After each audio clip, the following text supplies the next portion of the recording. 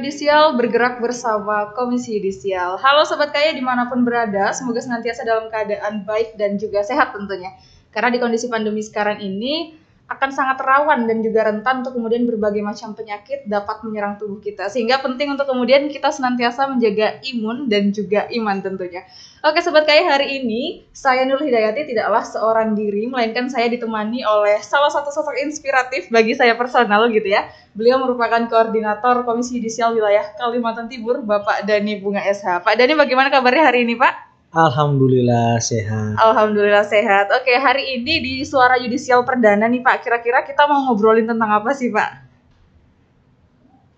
Yang pasti tentang Komisi Yudisial. Yang pasti tentang lebih Komisi khusus Yudisial, ke Pak, Kalimantan Timur. Oke, benar sekali. Terkait dengan tupoksi kewenangan daripada Komisi Yudisial sendiri. Dan yang pasti lembaga negara ini hadir untuk kepentingan masyarakat. Lebih khusus masyarakat Kalimantan Timur, Kota Samarinda dan kota-kota yang ada di Kalimantan Timur. Kira-kira seperti itu. Oke, benar. Nah, itu tadi ya Sobat Kaya, hari ini kita akan berbicara terkait dengan kelembagaan Komisi Yudisial Republik Indonesia dan juga Komisi Yudisial Wilayah Kalimantan Timur tentunya Pak ya. Nah Pak, berbicara mengenai kelembagaan gitu ya, tentu kita tidak ubahnya juga akan berbicara mengenai tupoksi daripada Komisi Yudisial itu sendiri. Kalau kita serap nih pemaknaan daripada yudisial, pasti tidak akan luput dari yang namanya peradilan. Mungkin bagi masyarakat luar gitu Pak, yang awam akan hukum, mereka akan bertanya nih, kira-kira apa sih tupoksi daripada Komisi Yudisial atas peradilan itu sendiri? Gimana nih Pak? Jadi sebenarnya lembaga ini lembaga yang lahir daripada semangat reformasi ya. Jadi semangat reformasi pada saat itu bergejolak di mana Mahkamah Agung dalam hal ini pucuk tertinggi lembaga daripada lembaga peradilan, yang dimana situ ada pengadilan tingkat pertama, pengadilan negeri, pengadilan tingkat banding, pengadilan tinggi, dan Mahkamah Agung sendiri. Secara kelembagaan itu tidak ada yang ngawasin.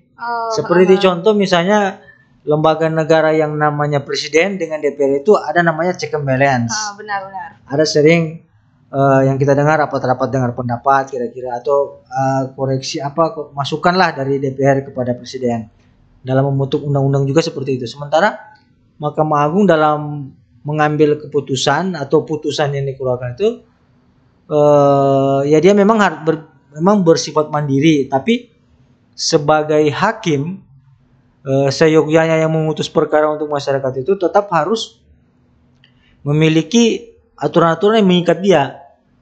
Oleh makanya itu dibentuklah namanya lembaga Komisi Yudisial, dan kita sudah punya ada 10 kode etik yang itu sudah menjadi kesepakatan bersama antara Mahkamah Agung dan KY, seperti hakim itu harus bijaksana, hakim itu harus adil, hakim itu harus jujur, hakim itu harus berintegritas, hakim itu harus profesional, kira-kira seperti itu. Jadi untuk menjaga supaya hakim ini tidak semerta menyalahgunakan wewenangnya. Jadi karena tugas daripada KY itu tugas yang sangat mulia, ada di dalam Undang-Undang Dasar pasal 24B, di mana di situ Komisi Yudisial yang menjaga kehormatan dan keluhuran dari martabat hakim itu sendiri. Dari hakim itu ya ada di lembaga namanya Mahkamah Agung gitu. Jadi tetap harus dijaga. Jadi bukan dicari-cari kesalahan hakim. Lagi-lagi saya selalu ulang-ulang, KY itu bukan tugas dalam rangka mencari-cari kesalahan hakim, tapi menjaga kehormatan hakim, keluhuran martabat, supaya tercipta hukum itu yang manfaat, berkeadilan, dan ada rasa keadilan di tengah-tengah masyarakat, seperti itu ya. Satu statement yang menarik dari Bapak bagi saya adalah ketika kemudian KY ditupoksikan untuk menjaga dan juga ibaratnya menghormati gitu Pak ya perilaku daripada hakim, apakah kemudian pembentukan daripada lembaga KY ini diperuntukkan untuk kemudian menguatkan, memberikan power yang lebih terhadap hakim? Jadi memang KY ini dalam rangka untuk memberikan, salah satunya itu memperkuat lembaga, bukan memperkuat, maksudnya lembaga KY ini hadir untuk ada keseimbangan antara Mahkamah Agung dengan dengan masyarakat, disitulah jembatannya antara balancing Pak ya, bukan ada balancing, bukan untuk kemudian menjadikan hakim itu sebagai super body begitu Pak. Ya, jadi hakim itu kita mau menambah hakim itu sosok yang mulia, walaupun sering kan kita sering dengar bahasa-bahasa di luar ya masyarakat, hakim itu wakil Tuhan, walaupun secara undang-undang itu tidak ada disebutkan, itu pendapat awam. Karena kenapa disebut wakil Tuhan? Karena hakim itu bisa memutus hukuman mati, 20 tahun penjara, dia bisa menentukan nasib orang, hidup orang. Ya, hukuman mati bisa, 20 tahun dalam penjara bisa, bebas bisa, ya kan? Walaupun itu sudah didakwakan bahwa tiba-tiba hakim putus bebas bisa, dan kita harus sebagai, walaupun itu ada polemik di masyarakat misalnya ya, kita tidak membahas kasus, tapi kita hukum itu di Undang-Undang Dasar Indonesia adalah negara hukum. Kita harus menghormati hukum itu sendiri, aturan itu sendiri yang kita buat. Gitu. Jadi kalaupun ada kejanggalan-kejanggalan yang terjadi di dalam masyarakat terkait dengan peradilan, silakan ke kantor KY, kita konsultasi. Ada kejanggalan apa? Ada ketidakadilan apa? Di situ ada tupoksi daripada KY. Nanti dijelaskan oleh teman-teman yang lain seperti pemantauan persidangan, penerimaan laporan masyarakat, gitu ya. Konsultasi, melakukan konsultasi, dan yang harus diingat bahwa konsultasi ke kantor KY itu, ke lembaga negara yang namanya Komisi Yudisial itu gratis ya. Kita konsultasi gratis, kita mantau juga itu gratis kepada masyarakat kalau jika membutuhkan. Kita menerima juga laporan dugaan masyarakat terkait dengan dugaan pelanggaran kode etik hakim yang tadi sudah saya sebutkan, itu ada 10 poin, itu profesional, tidak jujur, tidak adil misalnya, kalau dia itu gratis semua, jadi tidak berbayar gitu. Lembaga negara ini hadir untuk itu, ya. Oke, nah jadi berarti ini mengartikan Komisi Yudisial ini merupakan lembaga pengawas eksternal begitu Pak ya. Untuk internal sendiri adalah Mahkamah Agung. Ya. Benar. Oke. Ya, jadi di Mahkamah Agung itu ada namanya Bawas Mahkamah Agung, Badan Pengawas Mahkamah Agung. Itu di internal, itu semua diawasin tuh, sampai pegawai-pegawainya, bukan cuma hakim, sampai segalanya. Tapi kalau di KY cuman khusus ke hakimnya saja, jadi ke paniteranya enggak, ke yang lembaga, ke pegawai-pegawai yang lain yang bukan hakim itu tidak. Jadi kita cuman khusus kepada hakimnya terkait dengan yang tadi, yang 10 poin tadi, kode etik. Yeah. Jadi ada kode etik yang sudah menjadi kesepakatan bersama antara Mahkamah dan KY. Jadi itu yang tadi, harus hakim itu harus jujur, berintegritas, PPH Pak ya. Ya, kode etik, pedoman perilaku hakim. Ya, benar. Ya. Nah, itu tadi kan kalau kita berbicara mengenai Komisi Yudisial Pusat Pak ya, Republik Indonesia. Kira-kira kemudian dalam pasal 24B Undang-Undang Dasar itu kan juga diamanatkan bahwa KYRI dapat membentuk penghubung di berbagai daerah. Kalau dari kacamata Bapak sendiri nih, saya mau tanya, sepenting apa sih kemudian urgensi dibentuknya penghubung di daerah-daerah? Pertama, kantor penghubung itu mendekatkan masyarakat di daerah khususnya itu dengan KY. Itu karena KY pusat seperti Mahkamah Agung kan dia punya pengadilan negeri di tingkat kabupaten kota. Ya kan, ada pengadilan negeri. Baru dia di tingkat provinsi ada namanya pengadilan tinggi. Apa tujuan daripada itu? Untuk mendekatkan masyarakat itu dengan para pencari keadilan itu dengan lembaga hukum. Nah, KY juga seperti itu. Kenapa penting ada kantor penghubung? Jadi tidak perlu lagi masyarakat itu capek-capek ke kantor pusat dengan kantor penghubung. Tapi memang sayangnya masih 12, tapi sudah ada usulan rencana akan dibuka ada beberapa kantor lagi di beberapa provinsi lain. Kita doakan bersama, kita dukung bersama, semoga segera kantor-kantor penghubung yang lain itu dibuka, gitu ya. Jadi memang sangat penting ini kantor Komisi Yudisial ini di daerah, gitu. Jadi karena hakim itu bukan cuma ada di pusat Mahkamah Agung, Hakim Agung. Hakim itu juga ada di tingkat pertama. Saya selalu memberikan contoh sederhana.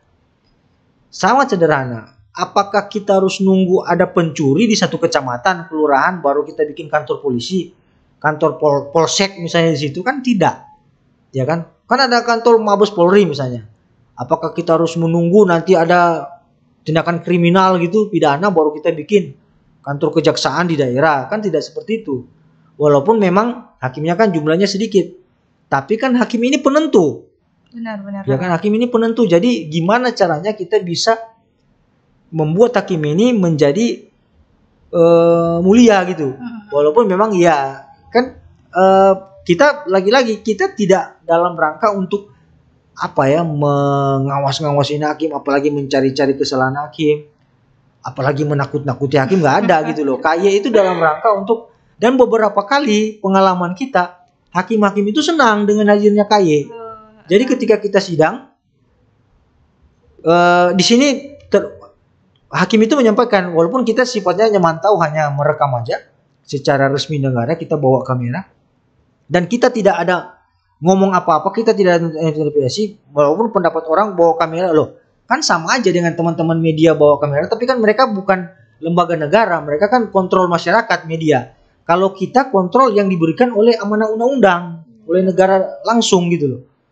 Bukan kontrol sosial, tapi kontrol hukum yang kita lakukan atas dasar hukum. Jadi ketika dibuka, malah hakim itu merasa bahwa ada lembaga negara yang sementara mantau dia juga gitu loh. Dan itu disampaikan ke persidangan, ke yang hadir, para pengunjung sidang dan para pihak di persidangan, bahwa di sini sidangnya terbuka, di sini juga dihadiri oleh KY dan juga direkam. Dan tidak ada yang, nah itu kan bagus tuh kalau sidangnya seperti itu. Kita sama-sama menyaksikan. Kira-kira seperti itu. Iya, saya sepakat Pak ya, ketika kemudian dibentuk penghubung di berbagai daerah, selain daripada amanat konstitusi, hal itu juga merupakan perwujudan dalam rangka efisiensi biaya dan juga waktu begitu Pak ya. Kemudian nih Pak, saya mau menanyakan satu hal lagi, apakah kemudian ketika dibentuknya penghubung di berbagai daerah tidak menjadikan kewenangan daripada Komisi Yudisial Republik Indonesia itu menjadi bias atau menjadi dui fungsi begitu? Malah saya berpikir bahwa kewenangan itu malah terdistribusi ke daerah. Terdistribusi Pak ya. Dan tadi menghemat anggaran, mendekatkan juga para pencari keadilan. Dia lebih simpel, lebih sederhana, biayanya lebih murah, lebih cepat. Kalau dia ke Jakarta kan dia harus terbang, atau paling kurang dia kirim juga kan, ya harus terbang juga itu laporannya, berkas-berkasnya. Walaupun sekarang sudah online, ya kan? Walaupun sekarang sudah online, tapi bagi saya penghubung di daerah ini harus diperkuat dengan SDM, harus diperkuat dengan sumber daya manusia, harus diperkuat dari fasilitas, sarana dan prasarana, ya harus diperkuat dengan kewenangan yang dimiliki, supaya lagi-lagi dia memiliki manfaat yang besar kepada masyarakat. Kalau cuman buka kantor penghubung terus, cuman buat menyampaikan berkas ke kantor pusat, ya kan gitu. Jadi dia tidak, kantor penghubung ini harus menjadi representatif daripada kantor pusat gitu. Jadi tempat untuk kegiatan di kantor pusat itu minimal itu terbagi di daerah, supaya dia tidak lagi menunggu harus ke pusat yang berlarut-larut, menunggu waktu lama kepada para pencari keadilan. Dan tapi tetap pada keputusan akhir itu harus di tangan komisioner, karena kita berkaitan dengan yang namanya wakil Tuhan. Jadi dia harus berakhir kepada pimpinan di pusat, ya kan, ke komisioner yang sudah memiliki latar belakang, memiliki pengetahuan yang cukup tentang, yang memadai tentang hakim itu sendiri. Karena komisioner itu memiliki latar belakang, ada yang dari hakim, ada yang dari akademisi, ada yang dari praktisi, dan mereka sudah punya puluhan tahun pengalaman terkait dengan dunia peradilan, terkait dengan hukum. Tapi kewenangan-kewenangan yang ada di daerah itu harus dikuatkan lagi.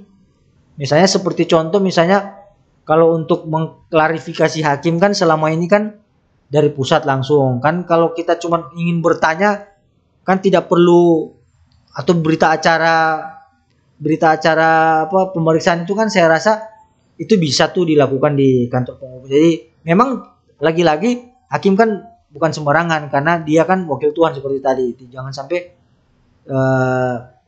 karena kan dia kan cuma kode etik, ya kan. Nah, itu yang harus kita jaga. Tapi kan kalau sebatas itu klarifikasi kita lakukan secara tertutup, kita lakukan itu pemeriksaannya hanya di kantor penghubung, itu kan lebih efektif dan lebih cepat prosesnya jalan. Jadi tidak perlu lagi nunggu dari kantor pusat, nunggu lagi dari kantor pusat yang datang atau sebenarnya. Itu sih poinnya untuk memperkuat KY sih di daerah. Gitu. Oke, menarik lagi gitu ya Pak, bagi saya ketika kemudian Pak Dhani tadi mengatakan bahwa apakah harus menunggu kejadian curi ayam baru kemudian dibangun kantor polisi. Nah ini sama seperti analoginya di 12 penghubung komisi yudisial, sementara Indonesia itu memiliki 34 provinsi. Bukankah itu juga tidak merepresentasikan jumlah 12 itu terhadap 34 provinsi yang ada di Indonesia? Bagaimana menurut Bapak? Ya, makanya sekarang sementara dipersiapkan untuk dibentuk. Karena kantor penghubung ini memang dari tahun 2000 baru semenjak 2013 dibuka secara bertahap begitu seperti itu. Jadi harapannya ke depan di kantor 34 provinsi. Terkait dengan pertanyaan tadi, bagaimana sih mengcover seluruh wilayah Indonesia? Ya, benar-benar Pak. Saya memberikan contoh misalnya di Kalimantan Tengah itu dia bisa ke Kalbar. Karena di sana ada di Pontianak. Atau kalau dia mau suka ke sini bisa juga. Tapi ya kalau dia mau suka cepat ya dia terbang ke Jakarta. Tapi kan biaya lagi. Iya benar. Tapi itulah harapan kita supaya misalnya ada di Kalteng misalnya kan. Misalnya di daerah Papua belum ada. Itu dia bisa ke Ambon. Di Ambon ada. Jadi dia nggak perlu jauh-jauh ke Jakarta. Misalnya di Sulawesi sudah ada di Sulawesi Utara paling ujung atas sama Makassar. Tapi di tengah belum ada, mudah-mudahan di tengah ada, kayak di Palu mungkin ada gitu. Itu ya, itulah harapan-harapan kita. Di Sumatera juga sudah ada. Di Jawa apalagi, di Jawa sudah ada Jawa Tengah, Jawa Timur. Ya kan sudah ada di kota Jakarta juga. Jadi sudah. Tapi memang kita banyak laporan-laporan masyarakat yang memang membutuhkan itu. Ada sih di 34. Lebih bagus lagi kalau ada di setiap kabupaten kota, enggak masalah. Iya benar, Pak. Kabupaten kota kan ada pengadilannya, walaupun hakimnya satu kabupaten kota itu mungkin ada 10-20, tapi kalau di daerah-daerah Jawa itu ada sampai 40-50 hakim. Daerah Jawa Tengah itu ada hampir sekitar 30 kantor pengadilan Jawa Tengah. Kantor penghubungnya cuma satu. Hakimnya rata-rata 30 orang, kali aja tuh 30 kali 30 sudah 900 orang hakim di situ. Kantor penghubungnya cuma satu di Jawa Tengah misalnya. Nah itu harus dipikirkan. Nah ini kita membutuhkan dukungan dari masyarakat, lembaga-lembaga negara juga bagaimana untuk kita mendukung dapat dibuka ya bisa mengcover itu yang tadi ya benar-benar. Tapi untuk sekarang ini tetap aja kita tetap bisa mengcover itu tapi kan dalam perkembangan akan berkembang terus nih. Jadi mending kita sedia payung sebelum hujan deh, kira-kira seperti itu. Tidak sederhana. Kemungkinan begitu Pak ya. Iya, jadi kita sedia payung sebelum hujan kan tidak salah. Mungkin orang kalau bawa payung di tengah panas ya ya aneh juga. Tapi kalau panas terus tiba-tiba hujan kan kau kelabakan juga cari payung, ya kan? Benar. Kan kita nggak tahu. Kira-kira seperti itu. Oke. Itu tadi mungkin kita bicara terkait kulit-kulitnya Pak ya daripada kelembagaan KYRI dan juga KY Kaltim. Nah, saya mau tanya nih Pak, untuk KY Kaltim sendiri sejauh mana sih sudah peranannya ketika kemudian menangani KIPPH yang terjadi di wilayah Kalimantan Timur? Selama ini pelayanan yang diberikan kepada masyarakat, kami sudah memberikan yang terbaik untuk masyarakat. Itu poin yang pertama, dan kami juga menyampaikan pada podcast hari ini ya bahwa KY Kaltim selalu membuka diri terhadap kritikan, masukan, koreksi, dan mungkin ada kerjasama baik dengan lembaga-lembaga yang lain, mungkin perguruan tinggi, mungkin lembaga dinas-dinas terkait untuk ayo kita sama-sama mendukung ini lembaga KY. Kemudian saya mau sampaikan bahwa lembaga KY juga selama menerima laporan dari masyarakat, tadi poinnya kami sudah memberikan yang terbaik, dan juga selama ini produk-produk yang dihasilkan oleh KY Kaltim lumayan sudah memberikan manfaat kepada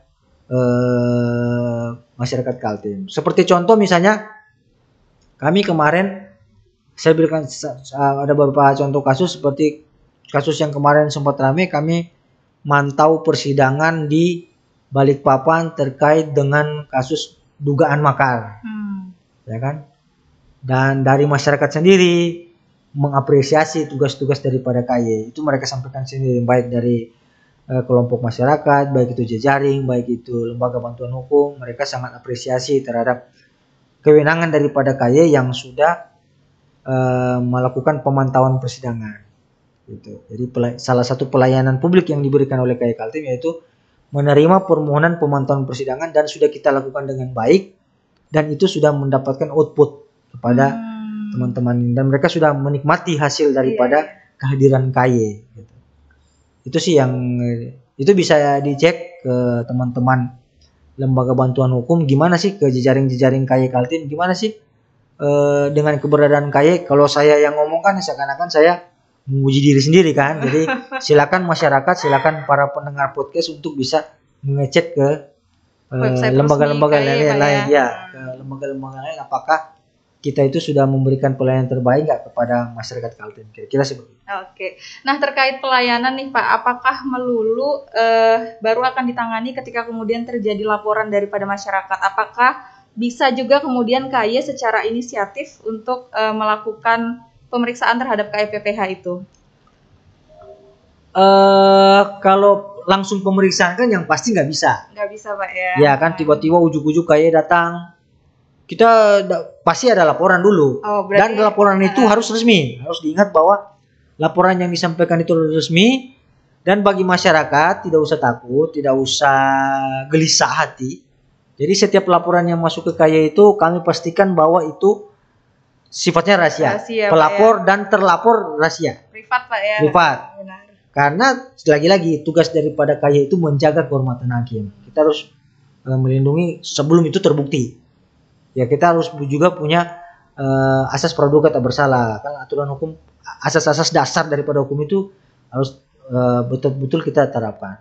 Jadi gitu. Jadi tidak serta-merta KY itu tiba-tiba ke pengadilan memeriksa hakim tidak boleh. Boleh Pak ya. Tidak boleh. Seperti tadi saya bilang dari awal bahwa hakim itu KY itu tidak dalam mencari-cari kesalahan kami. Itu kan bahasa kasarnya seperti itu. Hakim ingin tidak. Jadi hakim KY itu berdasarkan laporan dari masyarakat atau bisa juga kita lakukan inisiatif tapi bukan pemeriksaan. Tapi pemantauan persidangan. Jadi misalnya ada kasus yang berkembang di masyarakat, di media sosial, dan itu menarik perhatian publik, KY bisa inisiatif sendiri tanpa ada laporan dari masyarakat. Jadi menarik perhatian publik, kita turun tuh ke pengadilan. Tapi kita tetap harus sesuai aturan, kita harus menyerap dulu secara internal ke kantor pusat. Bisa nggak kita turun? Ini sudah rame di masyarakat Kaltim, sudah rame di media, sudah bergejolak, sudah menarik perhatian publik. Kita suratin kantor pusat. Oh ya, surat tugasnya turun. Kita juga nggak bisa ayo tiba-tiba turun ke sana cari-cari hakim. Katanya gini, nggak boleh gitu. Kita melanggar juga kode etik sendiri gitu. Kita harus ada juga aturan-aturan yang jelas daripada KY. Jadi teman-teman juga di luar sana mungkin para praktisi, para profesional hukum seperti hakim, jaksa, KY tidak seperti itu. Ya. Kita harus juga menjunjung tinggi asas praduga tak bersalah. Jadi itu yang harus dipahami bahwa bisa ada yang tadi ada kemungkinan itu bisa kita lakukan inisiatif. Tapi bukan pemeriksaan. Lagi-lagi saya bilang pemantauan persidangan. Dan itu pun kita turun resmi, surat tugas resmi kita sudah sampaikan usulan itu, rekomendasi itu ke kantor pusat, kita lampurkan bahwa ini ada ini surat tugasnya itu baru kita. Dan itu pun harus kita komunikasi dengan ketua pengadilan. Tidak ujuk-ujuk langsung kita masuk ke persidangan bawa-bawa kami, tidak. Kita komunikasi dulu dengan ketua PN. Ketua PN-nya sudah tahu, oh ya dipersilakan. Kita hubungi lagi ketua majelis daripada sidang itu. Pak, mohon izin kita dari KY ada surat tugas resmi, ini surat tugasnya. Baru kita bisa melakukan pemantauan. Dan itu pun pemantauan itu cuma rekaman aja. KY tidak ada melakukan intervensi apa-apa, tidak ada ngomong apa-apa. Kami cuma seperti pengunjung, tapi resmi kita lakukan itu rekaman. Kalau misalnya ada orang yang bilang, kenapa rekaman gak dilakukan dari rumah? Mohon maaf, kalau kita rekaman dari rumah, situasi di dalam kantor pengadilan itu, walaupun itu hakim yang ngomong, kita kan bisa tergangguan dengan kendala jaringan atau apa. Kan ada kan sempat berpikir, loh, kalau cuma mantau, cuma rekam, ya sudah. Titip aja kamera di situ, kalian pulang, ngapain kalian ada di situ loh? Kita datang bukan untuk menakut-nakutin hakim, bukan untuk ngancam-ngancam hakim, tidak ada niat itu. Kami datang dengan hormat, dengan sopan, lembaga negara, ya kan, saling menghargai. Kita juga kita tahu juga terkait dengan contempt of court, penghinaan terhadap pengadilan, tidak boleh, apalagi kita lembaga negara, ya kan? Kita harus, karena tugas KY itu memang menjaga kehormatan hakim. Jadi kita yang garda terdepan untuk memberikan contoh. Itu juga bagian contoh. Ketika kita datang, kita hormat kepada hakim, ketua majelis, kita izin, itu memberikan contoh kepada kita, duduk sopan, kita tidak membuat keributan, itu memberikan contoh. Dan memang harus seperti itu KY. Ya kan? Nah Pak, mungkin sejauh KY Kaltim berdiri gitu Pak ya, kira-kira ada nggak sih tantangan tersendiri yang kemudian dialami oleh KY Kaltim? Tantangan kami sendiri itu, lagi-lagi tugas pokok KY itu kebanyakan nggak tahu masyarakat itu. Yang tahu KY, lembaga KY, tugas pokok dan fungsinya itu ya paling-paling ya pengacara, lembaga bantuan hukum, aktivis, jejaring, ya kan? Mungkin mahasiswa, mungkin perguruan tinggi, hakimnya mungkin pasti ya begitu. Tapi kalau masyarakat yang menjadi penggugat atau tergugat, misalnya kasus perdata, atau menjadi terdakwa misalnya kasus pidana, atau keluarganya terdakwa, itu rata-rata nggak tahu KY itu apa. Itu yang jadi tantangan kita. Itu yang menjadi tantangan. Bagaimana mengedukasi masyarakat terkait dengan lembaga KY. Kan KY kan baru di Kalimantan Timur, kan baru 7 tahun. 6 tahun. Secara nasional kan ya total ya 7-8 tahun. Tapi kalau KY sudah berumur 16 tahun. KY nasional, secara nasional. Tapi lagi-lagi kalau kita lihat dari segi umur, ya memang masih remaja sih, memang masih remaja. Masih remaja, iya. Teenager, masih teenager. Jadi belum bisa dikategorikan dewasa. Iya. Jangan dewasa menurut undang-undang kan 19-21 tahun. Sedang proses Pak ya. Sedang proses. Tapi kita tidak akan patah semangat, kita tidak akan patah arang. Kita akan terus berjuang untuk gimana sih mendekatkan masyarakat, khususnya para pencari keadilan itu dengan KY. Yang KY. Seperti itu Pak ya. Mungkin spoiler dikit gitu Pak ya, barangkali dari teman-teman yang berminat untuk kemudian menjadi pegawai KY, gimana sih Pak prosedur untuk bisa menjadi pegawai KY? Pegawai KY bagi saya ya, itu suatu pride, kebanggaan. Karena bagaimanapun Komisi Yudisial ini lembaga yang baru yang sangat bermanfaat untuk masyarakat. Ya kalau kita mau bilang lembaga-lembaga lain ya tetap ini, tapi bagi saya itu suatu kebanggaan. Dan terkait dengan rekrutmen pegawai KY, kan KY itu kan ada PNS, ada juga pegawai pemerintah, mungkin ada juga pegawai. Silakan teman-teman, kemungkinan besar yang tadi saya sudah sampaikan di awal, kemungkinan besar akan rencana dibuka kantor-kantor penghubung di daerah-daerah lain. Atau bisa juga kemungkinan penambahan pegawai di KY Kaltim. Itu saya belum tahu pasti yang untuk penambahan pegawai KY yang ada yang sudah eksis sekarang seperti 12 kantor penghubung itu. Tapi yang pasti rencana ke depan itu akan ada buka kantor-kantor penghubung di daerah-daerah yang belum ada. Misalnya tadi saya bilang, misalnya di Kalimantan Tengah, di Bontang barangkali Pak ya. Kalau mungkin ke kabupaten kota belum. Belum Pak ya. Karena kan pengadilan provinsi tinggi dulu, ya, Pak, provinsi gitu ya. dulu. Provinsi dulu. Karena tapi tidak tertutup mungkin 5 tahun depan atau 7 tahun depan atau ya 3 tahun depan, siapa tahu bisa tuh kita buka di seluruh kabupaten kota. Memang angan-angan saya secara pribadi, maunya saya tuh lebih bagus kalau ada di kabupaten kota. Dia lebih masif dan memberikan edukasi ke masyarakat. Dengan hadirnya lembaga negara itu, masyarakat itu teredukasi. Oh ternyata ada lembaga KY. Ini lembaga apa nih? Coba kalau kira-kira kantornya ada di Bontang, di Balikpapan, orang kan pasti tengah tuh. Iya benar. Terpana tuh, ini kantor apa lagi nih? Ya kan? Ya kan? Ini ngurus-ngurus apa nih? Nah, ngurus apa? Sekarang kan kalau nggak ada kantornya di satu daerah, tiba-tiba kita ke sana kan bingung dia. Iya benar Pak. Iya kan? Dari KY ke Bontang misalnya, apa itu KY? Nah, itu. Tapi kalau ke pengadilan pasti hakimnya tahu. Tapi kalau misalnya kita ke Bontang tuh cuma di masyarakat umum gitu, mana mereka tahu itu KY, ya kan? Itu yang menjadi tantangan kita sih. Tadi kan pertanyaannya tantangannya. Terus untuk menjadi pegawainya silakan saja ikuti ketika ada open recruitment. Ya, rencana akan ada open recruitment dalam mungkin tahun-tahun depan. Tahun-tahun depan atau 2 tahun depan di kantor-kantor penghubung yang lain. Yang mudah-mudahan ada juga di kantor KY Kaltim gitu. Iya. Nah, untuk menjadi pegawai kaya sendiri apakah harus dari background sarjana hukum nih Pak? Atau seperti apa? Untuk aturan yang sekarang itu tidak. Tidak, Jadi Pak, ya? di akan ada jabatan koordinator dan asisten yang sekarang yang ada. Kalau koordinator diwajibkan harus berlatar belakang hukum. Tapi kalau asisten itu bisa dari latar disiplin ilmu manapun, bisa ekonomi, bisa akuntansi, bisa dari fisik, bisa dari keguruan, banyak lah. Mungkin dari pertanian, peternakan, pokoknya disiplin ilmu yang lain bisa. Berarti membuka ruang luas gitu Pak ya, untuk kemudian dapat menjadi asisten PKI. Ya, karena lembaga KAI ini kan ketika orang berperkara di pengadilan kan belum tentu dia latar belakang hukum. Iya, Para pihaknya kan, atau keluarga terdakwa misalnya kalau kasus pidana atau perdata penggugat atau tergugat kan kuasa hukumnya yang memang ada. Tapi kalau masyarakatnya kan belum tentu dia berlatar belakang hukum. Iya, benar. Ya, Bapak, barangkali demikianlah perbincangan kita hari ini gitu ya. Sebenarnya kalau ini tidak dibatasi oleh waktu, saya tuh selalu tertarik gitu untuk berdiskusi lebih lanjut dengan Pak Dhani. Karena memang bagi saya Pak Dhani ini adalah salah satu sosok yang inspiratif gitu kan ya. Siap, mungkin satu pesan terakhir nih Pak untuk Sobat KAI yang sedang menyaksikan podcast ini gitu, ada nggak sih Pak kira-kira? Saya tuh selalu tidak putus-putusnya berpesan kepada masyarakat. Ya.